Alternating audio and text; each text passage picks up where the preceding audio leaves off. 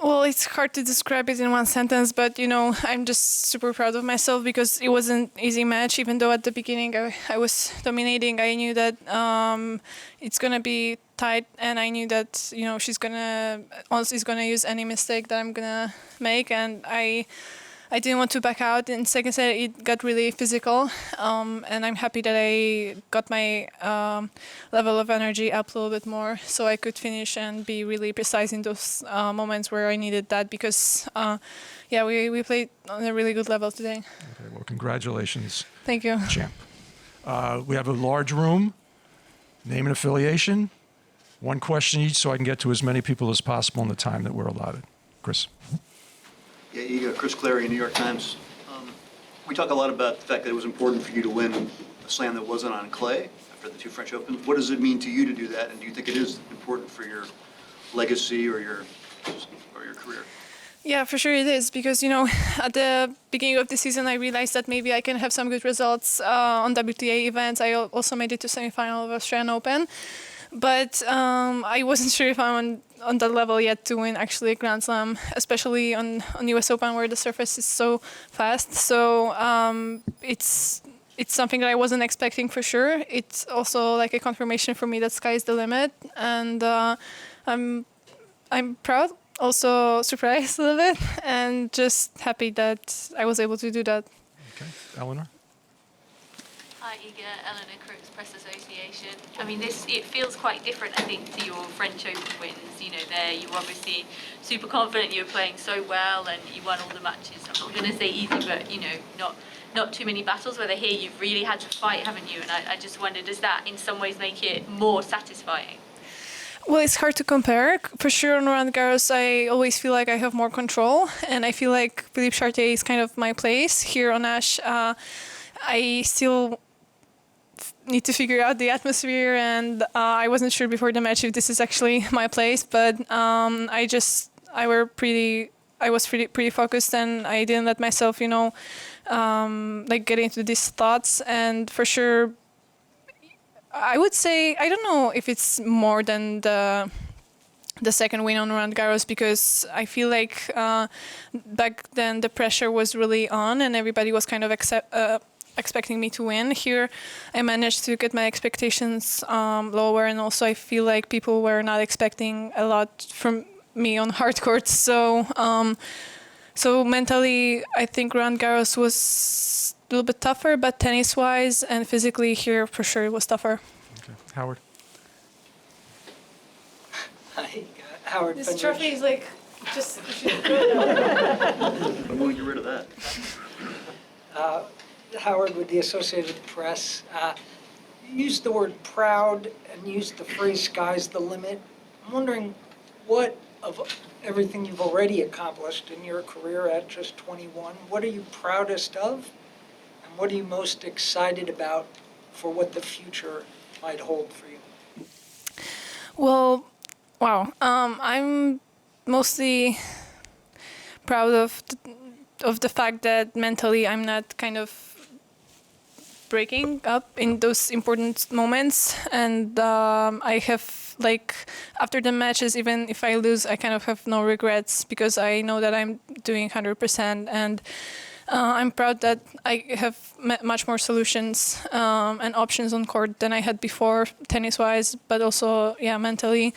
And I'm using these skills pretty well, so I'm really proud of that, because I just know how it feels to not have ideas on court and not have anything you can change to make the match better. And right now, it's been a long time since I didn't have any idea, so that's great, and it shows that I'm actually doing progress. And what was the other part of the question? What are you most excited about what the future might hold? I don't know. For now, I gotta settle with what's happening right now, and I'm gonna see how I'm gonna react, because also winning US Open is different than winning a slam in Europe or in Australia, because I don't know how the popularity thing is gonna change, if it's gonna change. So for now, I'm gonna observe and learn. And for the future, I know I still have a lot to improve on court, and that's something that I'm excited for, because maybe it's gonna just get easier to play these matches. Great. Iga, Craig Gabriel, 9 Radio Australia. Firstly, what did it feel like when you were lying on the court and the match finished? What was going through yourself at that stage? And do you like the tennis balls any better now? Yeah, it's a tricky one. I don't know, honestly. I feel like I can adjust to anything. Right now I feel that. For sure I needed more time. That's why the Toronto and Cincinnati didn't work probably. But when I was lying after the last point, I was kind of relieved that we didn't go to third set, because physically it would be, with that stress and everything. I know that I also played some more intense matches, but still, final, it's a different feeling, and for the body it's also hard. So I was relieved that it ended in second set, and it's just, so many emotions that you kind of have to lie down, and I'm happy that I didn't start crying that badly, so I can look okay right now. Not perfectly, but... Can photographers please not shoot from the seats, please? Photographers, not from the seats. Thank you very much. Right there. Thank you. Iga, one more from the Sun. Congratulations. You said on TV that you're going to see a musical tomorrow. Can we ask you what that one is? And secondly, what are the distractions that you spoke about in New York? What the other part of the question? The distractions that you mentioned on call about distractions in New York. Well, I mean, I wouldn't say actually right now that it was distracting, but I met so many great people here, like Lindsey Vonn, right now I can't remember the rest. Oh yeah, Seal. That's actually, after I met Seal, I was like, okay, even if I'm gonna lose right now, I already won this tournament because I have a photo with him, So it was great. It's something that it's only gonna happen probably in New York, because it's New York. And I'm not gonna say the name of the musical because I want to have a little peace tomorrow. Sorry? Is the whole team going as well, presumably? Actually, part of the team is already on a plane, so we have busy schedules. Yeah. Reem, you had a question? Hi, Iga Eurosport.com. Congratulations. Thank you. The first set stats were amazing. You hit 90% for serves in, and you hit 100% of your returns in. And I'm just wondering, what do you attribute that to? It's a Grand Slam final. You said the atmosphere can kind of be nervous for you. Were you able to have that kind of start, and how do you rate the start that you had? I rated really, really well. I think that was the only match here where I started that well. I had that at the beginning of the season, I think. During that streak, I had many matches where I started well, but it kind of disappeared a little bit in second part of the season. So it gave me a lot of confidence for sure. I felt it especially on the final on French Open, that if you're going to start well, then it's much easier to just, continue and to not feel that kind of pressure during the final, But I feel like I used the experiences of the other two finals pretty well. So I wasn't that tight. I feel like I was more tight with Coco in Paris. Yeah. Chris? Hi, Iga. It's Chris Otto with US Open. Congrats. Thank you. You said before that you needed time from Cincinnati, Toronto, where maybe you were struggling, having some doubts, talking about the balls a little bit. My question is, what happened over that course of the time that got you to where you were today, where you were free-flowing? What are some of the key realizations you made over the course of the 2 weeks to get you where you were today? Well, for sure the weather changed because it wasn't that hot in second part of the tournament, so it was helpful. But I don't have any influence on that. So at the beginning of this swing, I had to really force myself to make some technical adjustment, and sometimes we have many things actually to think about on court, and sometimes I wasn't able to do it every time. So I was making a lot of mistakes. then I finally accepted that I'm gonna make those mistakes, and it's not gonna be like on a slow surface where I can, I don't know, build a rally and then be really calm and just finish. It's gonna be more risk and less control for sure. So I accepted that. I also didn't need to think about this technical stuff at the end because I did it for already 4 weeks.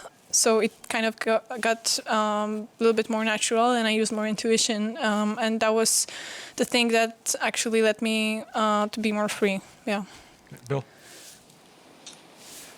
Bill Simons, Inside Tennis. Great, congratulations. Thank you. You have this just incredible record in finals. It's extraordinary. And there's a sign here, pressure is a privilege. But could you take a moment and just talk about the process of competition, your feelings at the time? Is it just a grind? Is it an opportunity really to grow? And is there joy in that process? I wouldn't say that there's a lot of joy. I actually was thinking about that yesterday. If there are some athletes that kind of enjoy this, I don't know, day before the final, because I don't enjoy it at all. It's not. I feel like you really have to like adrenaline, and you really have to be excited for the whole experience to feel that. But I'm more of a person that is gonna have like, I don't know, doubts. So for me, it's when I go on court, I forget about that, and I only focus on the things that are gonna, gonna make me play better, and just win points. And I realize that if I'm gonna win points and if I'm gonna play well, then the stress is gonna go away anyway. So yeah, I'm. It's not easy, but I feel like on court I can just do my job, and I'm happy about it. That I kind of can make these doubts go away. But sometimes it's hard to do that for like the whole season. So for sure, in Toronto and Cincinnati, I had many more doubts. Yeah. We'll take a few more questions in English. Congratulations, Thank you. Aki Uchida with the Smash Magazine. So if you look back on it's too early to look back on this season, but even though it's a really good season for you, still I think you have gone through some like a sort of ups and downs during that year, and you were planning, and you had like a big charity event for Ukraine, and you played the first WTA tournament in your country. So do you think that kind of experience helped you to be a better player or like that? Well, it's totally different experience than we have on these, big tournaments that we're actually preparing for. For sure, the tournament in Warsaw and the event that I had in Poland, it was totally new experience. It was kind of weird because that one is the exhibition, so you don't have to play perfectly. The other one is just 250. You don't have to get these points so badly, or it's not gonna change your season, So you feel like you have to maybe do a little bit more, but on the other hand, then your expectations are going up. So for sure, it was tough. These two things to handle because they were new, but still, I feel like it didn't. I could actually, just do a check and go to another and focus on another goals and another obstacles.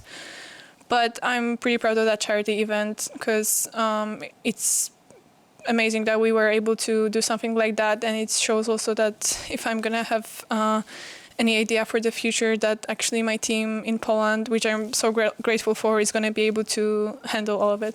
Okay, right here, last question in English. There you go, sorry, the trophy. Matt Trollo from OzOpen.com. If you were able to win this tournament in conditions that you described as so challenging, you talked about the city being crazy, and obviously we know about the balls, what do you think might happen when you get to a tournament in conditions that are to your liking? Are you going to be kind of invincible then? I don't know, honestly. I still have to realize that that it's, tough out there, so I want to stand, on the ground, kind of stay on the ground. And I don't know, I've played some tournaments like that this season. Miami, for example, was like that. I really like it there, and it's just easier. Whoa.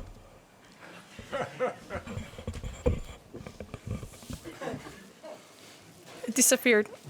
It's just easier, but still you need the same kind of focus and the same kind of routines. So I don't know.